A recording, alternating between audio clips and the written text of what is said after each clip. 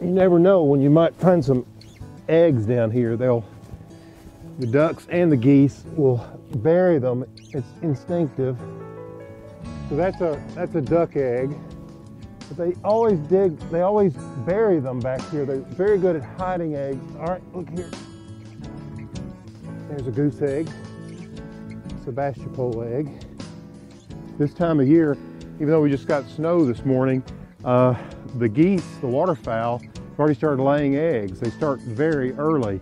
And so you have to be on the watch out for them getting in here and beginning to nest. And if we miss the goose egg season, they only lay so many eggs, then our opportunities to hatch goslings goes way down. So you have to be ready here in late winter. And what I want to show you here is just the difference in the size of these eggs.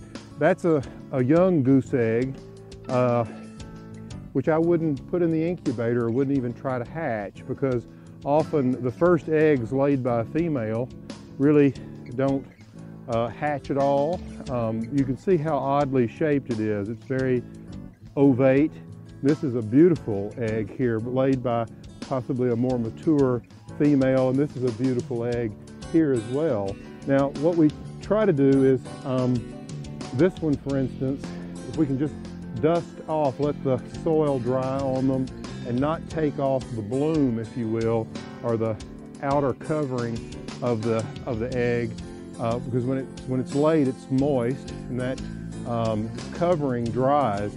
That actually aids the young embryo, and you want to make sure that when you gather these eggs, you don't have anything on your hands that might be in the way of oil. I always like to wash my hands, because the oil in your skin can actually clog up the pores of the shell, and you want to make sure that embryo has every chance of survival. Now, we have 3 different breeds of geese here. We have Sebastopols, we have Saddleback Pomeranians, and then the big French Dewlap Toulouse. And these Sebastopols always are the first to begin laying their eggs. So with these eggs, what we'll do is we can hatch them 3 different ways. We can place them in the incubators. We can let the geese set on them naturally and hatch them, or we can put them under a duck. We have these white Muscovy ducks that you put an egg under them. It doesn't matter what kind of egg it is, they'll hatch them.